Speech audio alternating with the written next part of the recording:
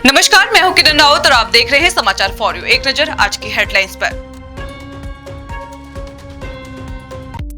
3 नवंबर को विधानसभा के विशेष सत्र को करेंगी संबोधित राष्ट्रपति द्रौपदी मुर्मू। उत्तराखंड के लेखक गांव में बहेगी साहित्य की गंगा, जुटेंगे 60 देशों के साहित्यकार।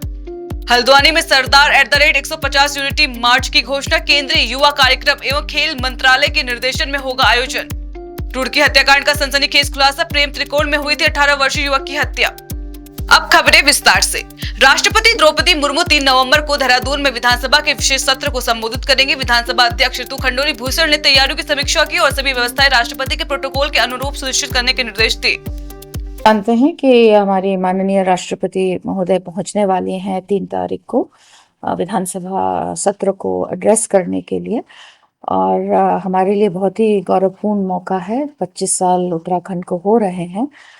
25 साल हमने तय किए हैं, विकास की यात्रा तय की है, और मुझे इस बात की अत्यंत प्रसन्नता है कि आदरणीय हमारी राष्ट्रपति महोदय उस दिन हमारे साथ होंगी विधानसभा में, और हमको सबको एड्रेस करेंगे। देहरादून के थानो क्षेत्र में स्थित लेखक गांव अब साहित्य, संस्कृति और कला का प्रमुख केंद्र बनने जा रहा है। यहाँ 3 से 5 नवंबर तक स्पर्श हिमालय महोत्सव 2025 आयोजित होगा, जिसमें 60 से अधिक देशों के साहित्यकार भाग लेंगे।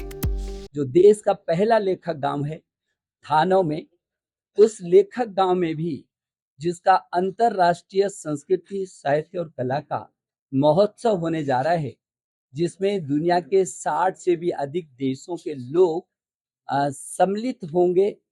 ऐसे लेखक गांव भी 3 नवंबर को पहले दिन 3 दिवसीय अंतरराष्ट्रीय जो महोत्सव है, उसके पहले दिन 3 को वो उत्तराखंड को ही समर्पित है। हल्द्वानी नगर निगम सभागार में मेयर गजराज बिष्ट और प्रशासन ने प्रेस कॉन्फ्रेंस कर सरदार वल्लभ भाई पटेल की 150वीं जयंती के उपलक्ष्य में सरदार @150 यूनिटी मार्च की घोषणा की, जिसे केंद्रीय युवा कार्यक्रम एवं खेल मंत्रालय के निर्देशन में आयोजित किया जा रहा है। ये जो हमारा 150th birth anniversary Sardar Vallabh भाई पटेल जी का है, तो इसको पूरे देश भर में बहुत ही भव्य रूप में मनाया जा रहा है। तो इसके अंतर्गत हम लोग 31 अक्टूबर को यहाँ पे एक यूनिटी मार्च जो पद यात्रा रखेंगे, जो कि हमारा हल्द्वानी में किया जाएगा। और इसमें हम लोग, हमारी कोशिश है कि हमारे जो विभिन्न वर्ग के लोग हैं, स्पेशली NSS विभिन्न स्कूलों के बच्चे प्रॉपर्ली पार्टिसिपेट करें, और जो मैसेज है यूनिटी का वो लोगों तक पहुँचे। कार्तिक पूर्णिमा पर्व को लेकर हरिद्वार प्रशासन तैयारियों में जुट गया है। जिलाधिकारी मयूर दीक्षित ने आज मां मनसा देवी मंदिर क्षेत्र का स्थलीय निरीक्षण किया और भीड़ नियंत्रण, सुरक्षा व्यवस्था तथा सौंदर्यीकरण कार्यों की समीक्षा की। मनसा देवी मंदिर के पैदल मार्ग में अभी प्रोटेक्शन वॉल्स का काम चल रहा है, और उसमें सिंचाई विभाग कार्यदायी संस्था है, जिसको अभी रिसेंटली शुरू किया गया है। इस कार्य का निरीक्षण किया गया, और आने वाले जो बड़े हमारे जो पर्व हैं, कार्तिक पूर्णिमा और अन्य जो भी भीड़ जब ज़्यादा हो रही है, तो उसके क्रम में कैसे कार्य करना है ताकि लोगों को भी समस्या न आए, तो उसके बारे में डायरेक्शन दिए गए हैं।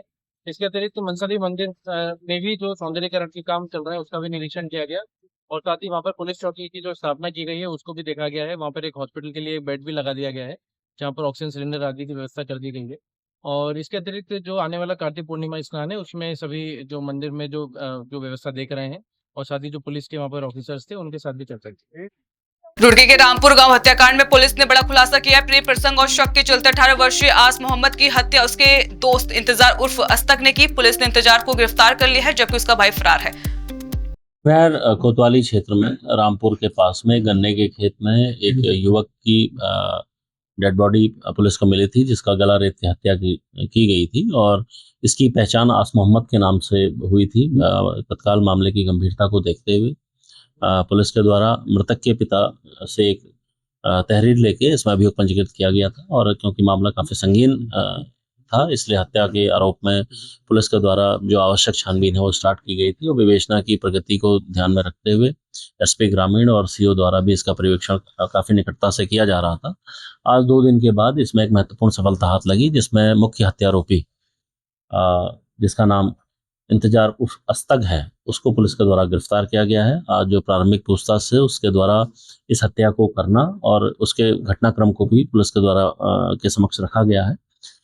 इस सभी घटनाक्रम को पुलिस के द्वारा स्थलीय निरीक्षण कर उसको पुष्टि की गई है। इसमें ये बात संज्ञान में आई थी कि आस मोहम्मद जो मृतक है, उसका एक लड़की से कुछ समय पूर्व से अफेयर चल रहा था। अभी कुछ दिन पूर्व उस लड़की का इंतजार अस्तक जो हत्यारोपी भी है, इससे निकाह तय हो गया था, और इसके मंगेतर के तौर पर वो अभी दोनों मंगेतर के तौर पर रह रहे थे।